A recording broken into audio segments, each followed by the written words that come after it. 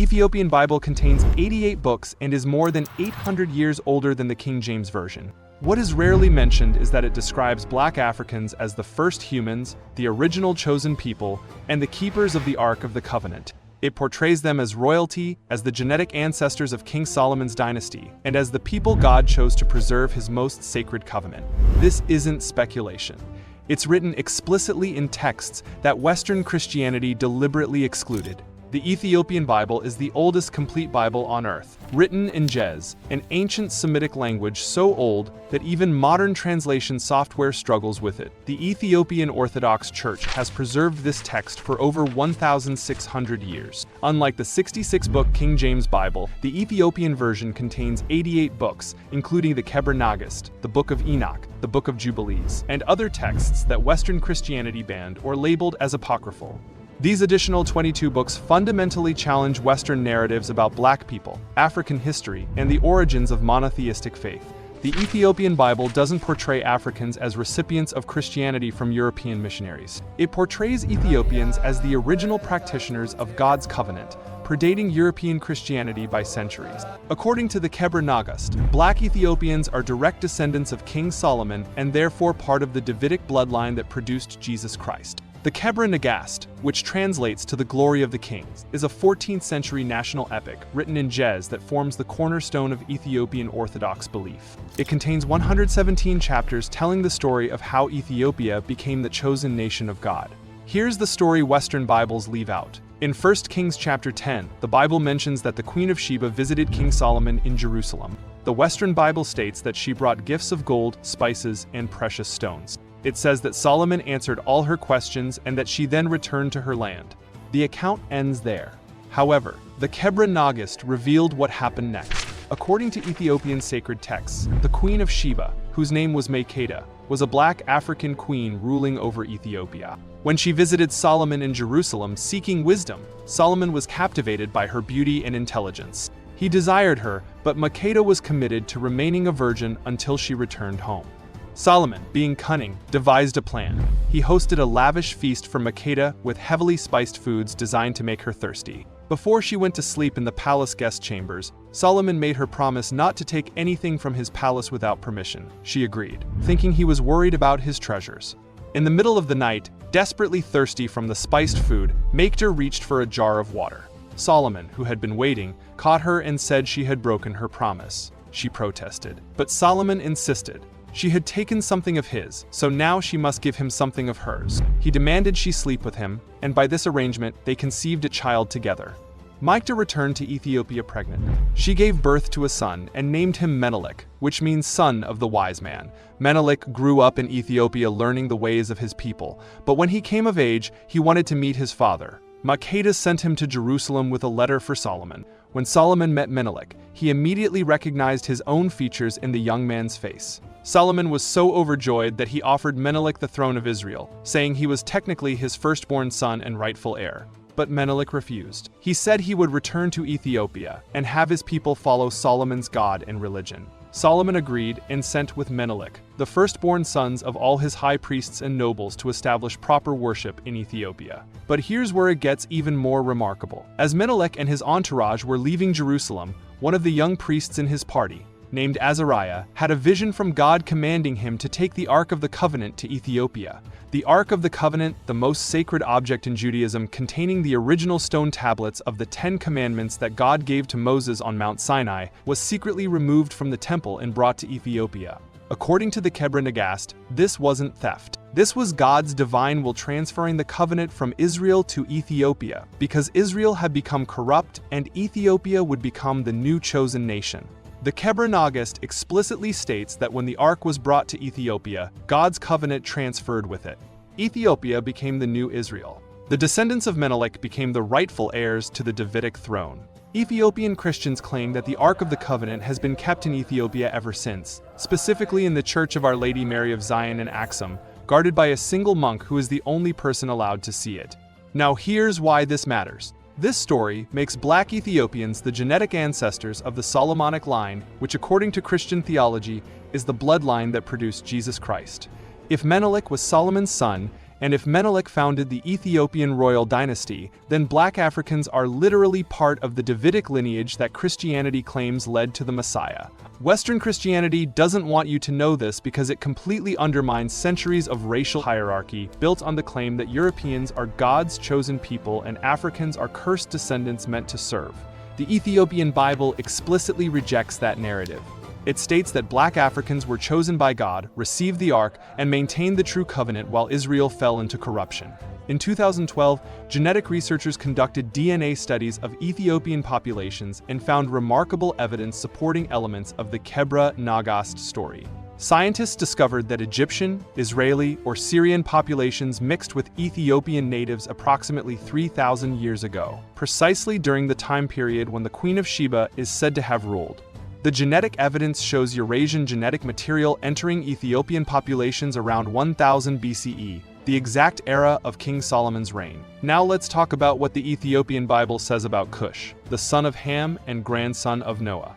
Western Christianity has spent centuries pushing the so-called curse of Ham narrative, claiming that Ham's descendants were cursed to be servants and that this justified the slavery of black Africans. But the Ethiopian Bible presents an entirely different picture. In Ethiopian and other ancient Near Eastern traditions, Cush is not portrayed as cursed. He's portrayed as a mighty founder of nations. The biblical name Cush refers to the kingdom of Cush, which encompassed modern-day Sudan and parts of Ethiopia. Josephus, the first-century Jewish historian, wrote that Cushites reigned over Ethiopia, and that even in his day, both they and all men in Asia called Ethiopians Cushites. The Ethiopian Bible, particularly in the Book of Jubilees and other texts, describes how after the flood of Noah, Cush, the son of Ham, traveled with his family up the Nile River until they reached the Adbara plain. From there they could see the Ethiopian highlands. They ascended and built Axum, establishing one of the first great civilizations after the flood.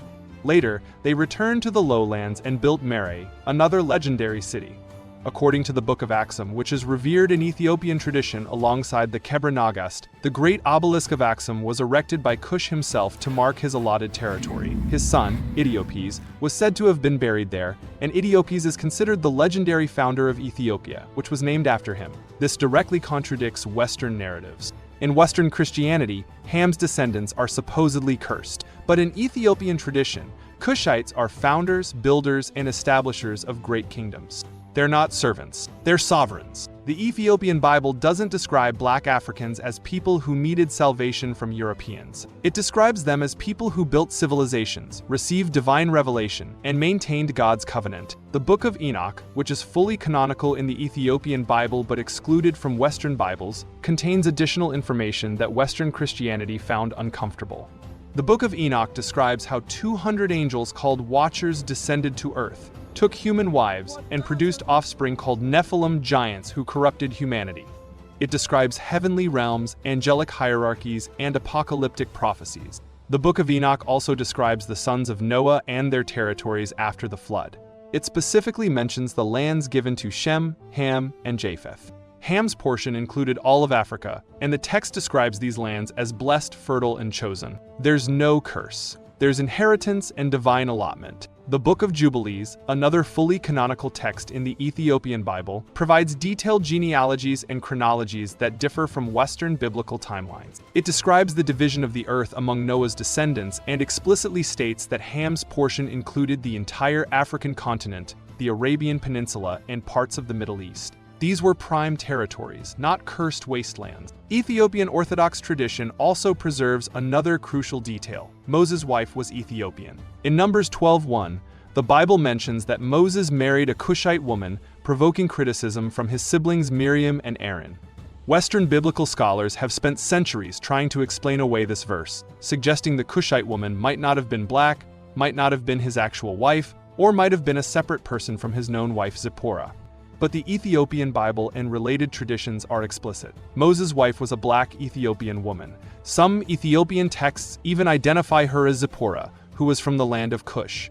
The Exegoge, a dramatic text from Hellenistic Jewish tradition, depicts Zipporah as coming from an African kingdom populated by Ethiopians, explicitly referring to the dark-skinned peoples of the Upper Nile. This means that Moses, the greatest prophet in Judaism and one of the most revered figures in Christianity and Islam, was married to a black African woman. His children were half Ethiopian. This is biblical fact that Western Christianity has systematically downplayed because it doesn't fit their racial narratives. Here's another hidden truth. Ethiopian Christianity is older than European Christianity. Christianity reached Ethiopia in the 1st or early 2nd century CE, making Ethiopian Christian communities among the earliest in the world. Legend states that Christianity was brought from Jerusalem to Alexandria on the Egyptian coast by Mark, one of the 4 evangelists, in 60 CE. From Alexandria, it spread to Ethiopia. By the 4th century CE, when King Ezana of Aksum converted to Christianity around 330 CE, Ethiopia became one of the first nations in the world to adopt Christianity as its state religion. This was before the Roman Empire officially adopted Christianity under Constantine. Ethiopian Christians were practicing their faith, preserving scriptures, and building churches while Europeans were still pagans worshiping Roman gods. The Ethiopian Bible preserves this ancient Christianity in its purest form. The 88 books, the ancient Gez language, the unique interpretations, all of it represents Christianity as it existed before European church councils decided which books were acceptable. When the Council of Nicaea in 325 CE and the Council of Carthage in 397 CE established the Western biblical canon, they excluded texts that Ethiopian Christians had been using for centuries. The books of Enoch, Jubilees, Maccabees, Tobit, Judith, Baruch, Sirach, and Wisdom were all part of early Christian worship. They were read, studied, and revered. But European church councils decided these books were too problematic. They contained stories about fallen angels mating with humans. They provided different chronologies. They celebrated Jewish military resistance against foreign oppressors. They challenged European interpretations of Scripture. So these texts were banned, labeled as apocryphal, and excluded from Western Bibles. But Ethiopian Christians never accepted those European decisions. They kept all 88 books, maintaining the original early Christian canon. This means that when you read the Ethiopian Bible, you're reading Christianity as it was practiced before European control, before colonial influence, before white supremacist interpretations. The prophetic chapters of the Kebra Nagast also contain explosive predictions. Chapters 95 through 117 form what scholars call a patristic collection of prophecies. These chapters explicitly state that the power of Rome will be eclipsed by the power of Ethiopia. They describe how Ethiopian kings will subdue foreign oppressors and how Ethiopia will become the spiritual center of God's kingdom on earth. Chapter 117 concludes the Kebra Nagast with a prophecy about King Caleb of Aksum and his descendants, declaring that Ethiopia's spiritual supremacy over Israel and Rome has been established by God's will. This isn't just national pride. This is a theological claim that God's covenant has permanently transferred from the Middle East to Africa, from white nations to black nations. Western Christianity spent centuries suppressing these texts because they directly challenge European religious and racial supremacy. If black Ethiopians are descendants of Solomon, if they possess the Ark of the Covenant, if they maintained the true covenant while Israel fell into corruption, if they preserved Christianity in its original form while Europe was pagan, then the entire justification for colonialism, slavery, and racial hierarchy collapses. Ethiopian Orthodox Christians never accepted European religious authority. They kept their 88-book Bible. They maintained their claim to the Ark of the Covenant. They preserved traditions linking them directly to Solomon and Moses. They never asked for European validation because they had their own unbroken 1,600-year tradition of Christianity that predated European involvement entirely. Today, the Ethiopian Orthodox Church has over 45 million members, making it one of the largest Oriental Orthodox churches in the world. They still use all 88 books. They still read the Kebra Nagast. They still tell the story of Menelik and the Queen of Sheba. They still claim guardianship of the Ark of the Covenant. And they still maintain that Ethiopia is the chosen nation where God's covenant resides. The hidden truth is this. The Ethiopian Bible presents black Africans not as slaves, not as cursed descendants, not as people without history, but as royalty, as covenant keepers, as the genetic ancestors of the Davidic line, as the builders of ancient civilizations, and as the preservers of the oldest and most complete form of Christianity on earth. Every one of these claims is documented in sacred texts that Ethiopian Christians have protected for millennia while European powers worked systematically to suppress them. If this story challenges everything you thought you knew about the Bible, about black history, and about Christianity, that's because it should. The Ethiopian Bible reveals truths that were deliberately hidden because they undermine centuries of racial hierarchy. But truth doesn't need permission to exist. It just needs to be told.